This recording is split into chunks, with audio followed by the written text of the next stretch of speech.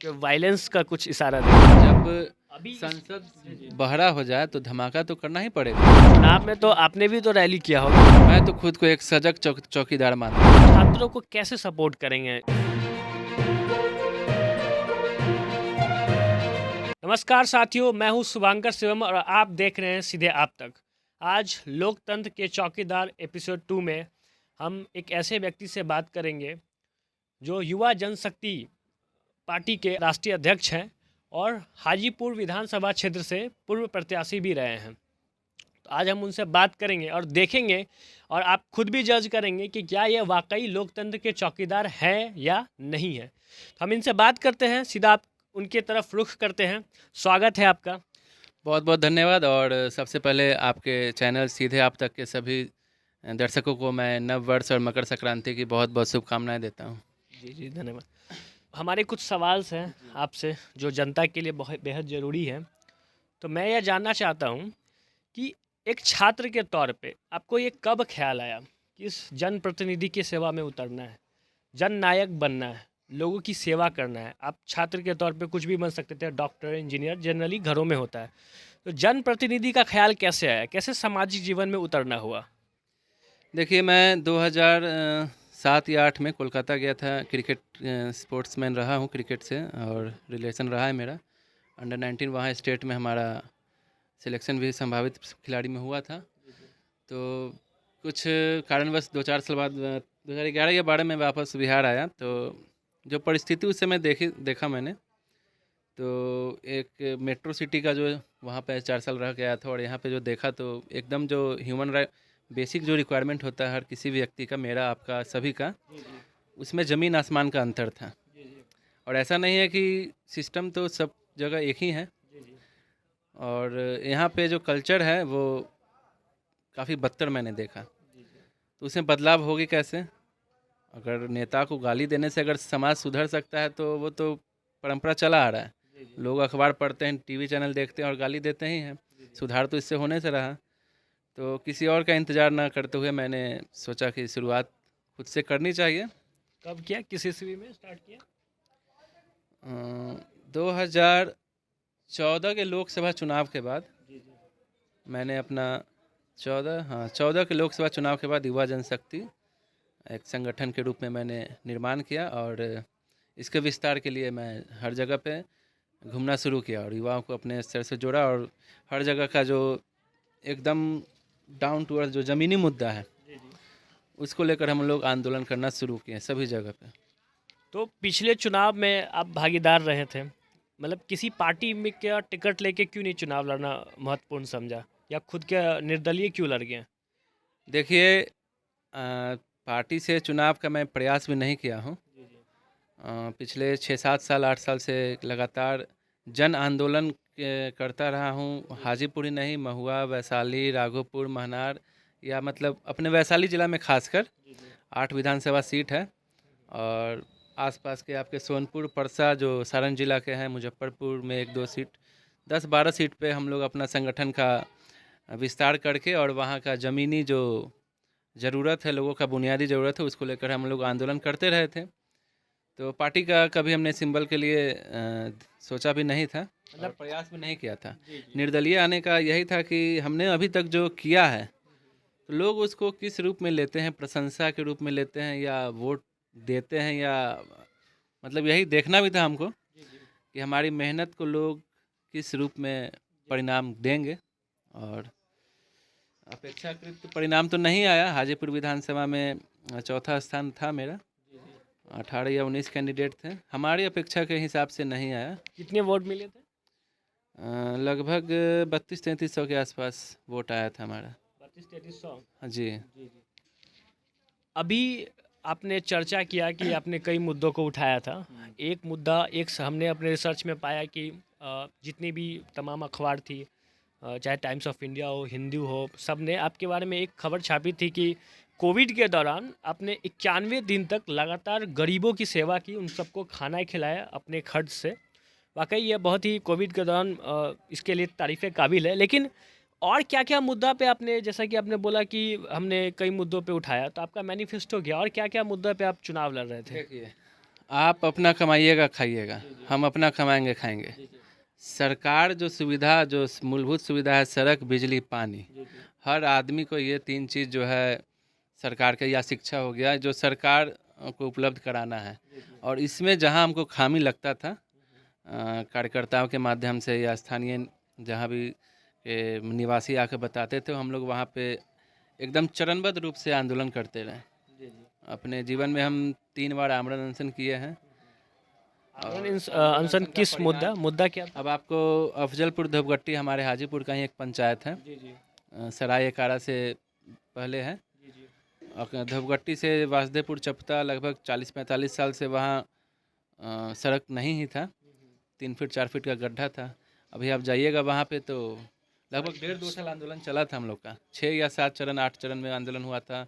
कुछ हमारे आंदोलन के दरमियान में हमारे कार्यकर्ता उस गड्ढे में मतलब गिर भी गए थे, हाथ भी टूटा था। वो भी उस कार्यकर्ता को लेकर भी हम लोग आंदोलन किए थे, प्लास्टर बैंडेज के साथ ही कलेक्ट्रेट का घेराव भी किए थे। जब 1-1.5 साल 2 साल तक कोई सुनवाई नहीं हुआ तो हम लोग आमरण अनशन पे भी बैठे, 5 या 6 दिन चला था हम लोग का अनशन। और परिणाम स्वरूप आप जाकर देखिएगा वहाँ पे तो आज 20-22 फीट का पिच रोड है, लगभग 4-5 किलोमीटर का, जो धोबगट्टी से आपको मुजफ्फरपुर से महुआ रोड को कनेक्ट करता है। लालगंज में बिजली को लेकर हम लोग अनशन पे बैठे थे। 2 या 3 ट्रांसफार्मर पे पूरे लालगंज नगर क्षेत्र का लोड था। आए दिन लगातार ट्रांसफार्मर लोड नहीं लेता तो उड़ जाता था। तो वहाँ से हम लोग को रिपोर्ट आया तो हम लोग वहाँ भी जाके चरणबद्ध रूप से किए, पहले घेराव किए, तालाबंदी किए, लास्ट में वहाँ भी अनिश्चितकालीन धरना मतलब कर दिया। कुल मिला के आपका जो चुनाव का मुद्दा था, कई बेसिक चीज़ों को, मूलभूत चीज़ों पर आपने ध्यान दिया। देखिए और बिहार की राजनीति में तो लोग जाति धर्म पे बटे हुए हैं, इसमें कोई और दल, जाति से बच गए तो धर्म, धर्म से बच गए तो दल, इसमें लोगों का मानसिकता बटा हुआ है। आप कैसे अपने आप को प्रेजेंट करते हैं लोगों के बीच में, ये सबसे बड़ी बात है। तो इसमें मैंने अपना दिमाग लगाया कि इसमें बहुत ज़्यादा वो जो सिस्टम, उस सिस्टम से हटकर भी एक सिस्टम है जो हमको समझ आया कि लोकतंत्र में जनता ही मालिक होता है। तो अब जनता के जो सुख दुख के भागीदार बनिए, हिस्सेदार बनिए, उनका जो दुख है, जो परेशानी हो, उसको दूर करिए। तो एक माध्यम बना।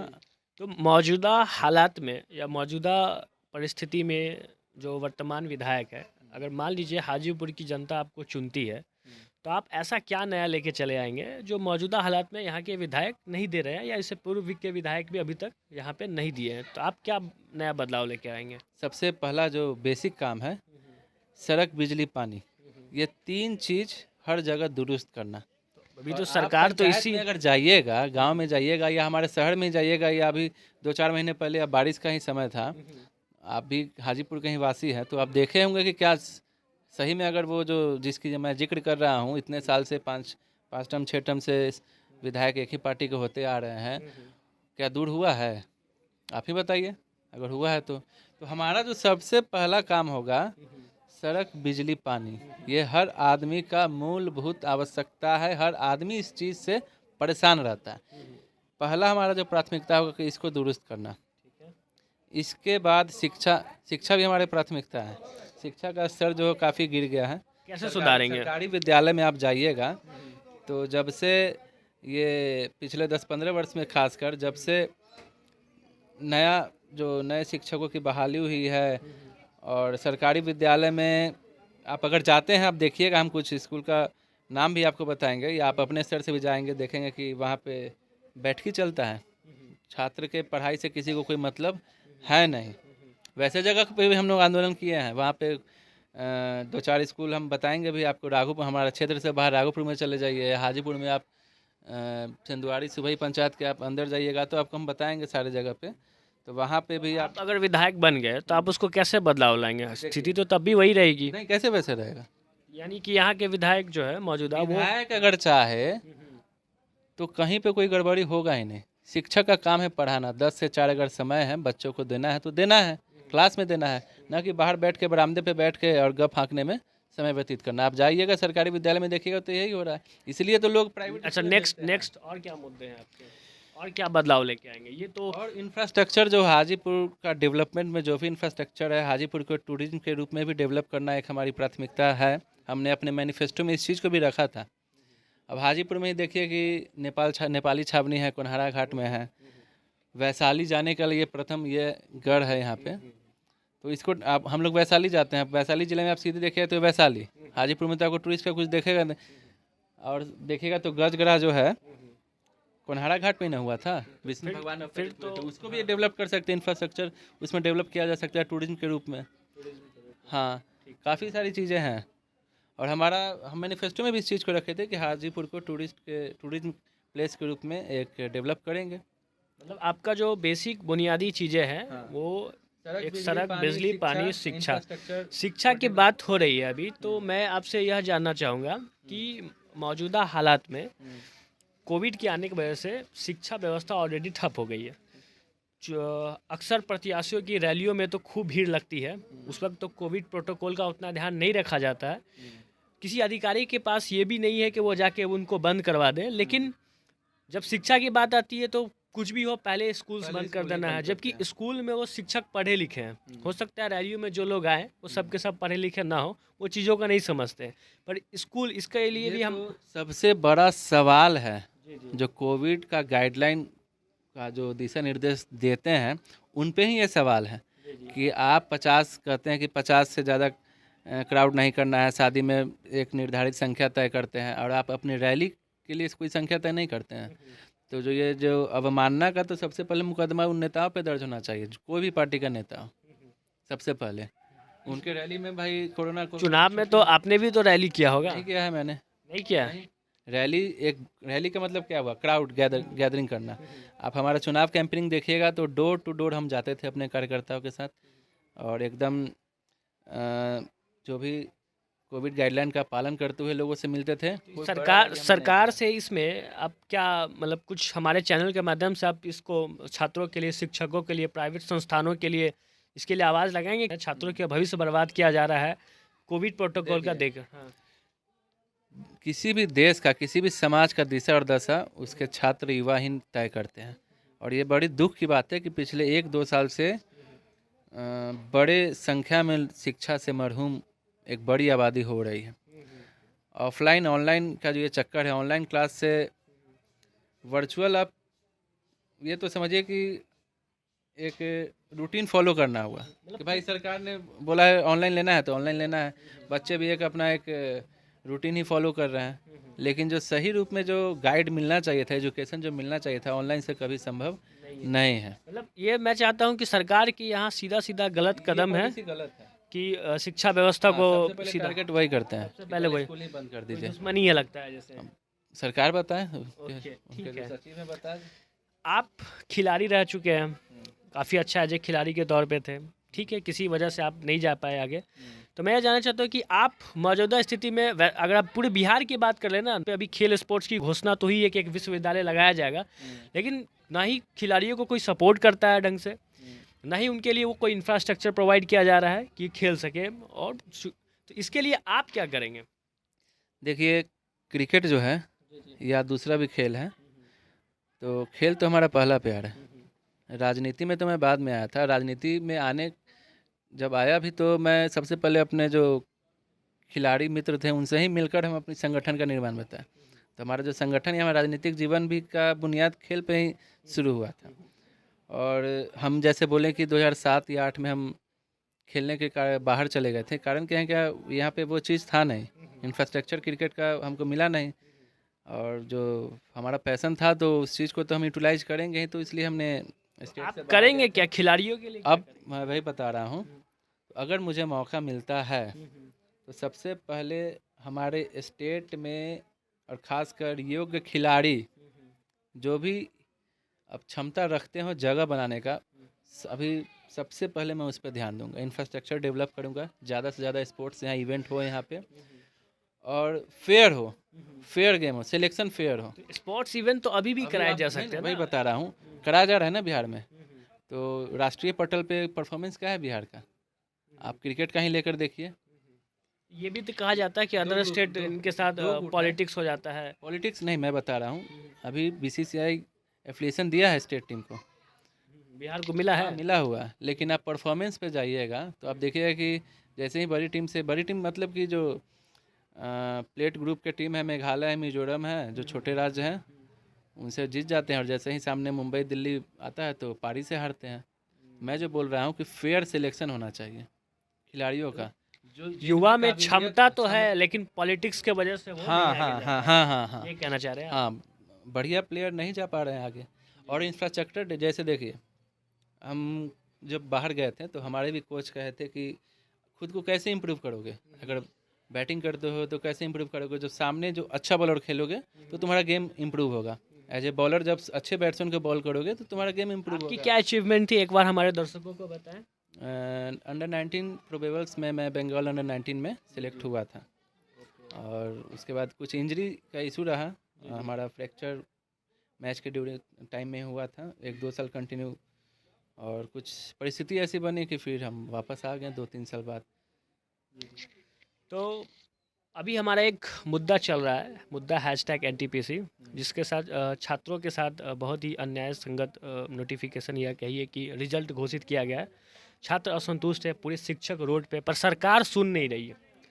कह रही है कि हाँ रेलवे मिनिस्टर हमारे फेवर में, पर कोई एक्शन नहीं लिया जा रहा है। एक छात्र चंदन कुमार करके है जिन्होंने सुसाइड भी कर लिया है अपनी इस परिणाम को देके। दूसरा, सरकार जो है बेरोजगारी के मुद्दे पे बात करे तो 5 पंचवर्षीय योजना पे रोजगार देती है, और वो भी नहीं देती है, बहुत कमों को देती है।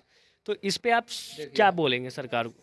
हमारे देश का जो सबसे बड़ा समस्या है वो रोजगार का ही है, और इस तरीके का हो रहा है तो ये काफ़ी दुखदाई है। सरकार को इस पे यथाशीघ्र ठोस निर्णय लेना चाहिए, छात्रों के भविष्य को ध्यान में रखते हुए। इसमें कोई कोताही नहीं रखनी चाहिए। आप छात्रों को कैसे सपोर्ट करेंगे इस बार, और क्या संदेश देंगे अगर छात्र का जो समस्या है तो उसकी आवाज़ जिस पटल पे उठाना होगा हम लोग उठाते रहे, भी आगे भी उठाएंगे। जब अभी संसद बहरा हो जाए तो धमाका तो करना ही पड़ेगा ना। तो वायलेंस का कुछ इशारा दे रहे हैं? नहीं नहीं, वायलेंस नहीं, अपनी आवाज़ को पहुंचाने के लिए जो संभव है, छात्र युवा के भविष्य बचाने के लिए हम लोग करेंगे, करते आए हैं और आगे भी करेंगे। तो ये थे युवा जनशक्ति पार्टी के राष्ट्रीय अध्यक्ष धीरज जी, पूर्व प्रत्याशी, और आगे भी ये चुनाव लड़ेंगे। हम इनके जीतने की शुभकामनाएं देते हैं कि आप जैसे युवा जीते। और सबसे इम्पॉर्टेंट है कि जीतते तो चुनाव में तो उलट फेर लगा ही रहता है, लेकिन जीतने के बाद आप अपनी वादों को याद रखें और उसको पूरा करें। तो अब मैं जनता से कहूँगा कि आप डिसाइड करें कि क्या। उससे पहले मैं धीरज जी से पूछता हूँ, हमारा एक सेगमेंट है लोकतंत्र के चौकीदार, तो क्या आप हमारा एक जनरल क्वेश्चन होता है, फिर जनता भी कमेंट बॉक्स में जवाब देगी। तो क्या वाकई आपको लगता है कि आप एक लोकतंत्र के चौकीदार हैं?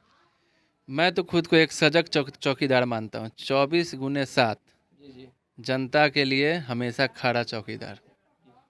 तो जनता, आप ये थे धीरज जी, और आप कमेंट बॉक्स में बताइए इनका इंटरव्यू कैसा लगा, इनके मुद्दे कैसे लगे।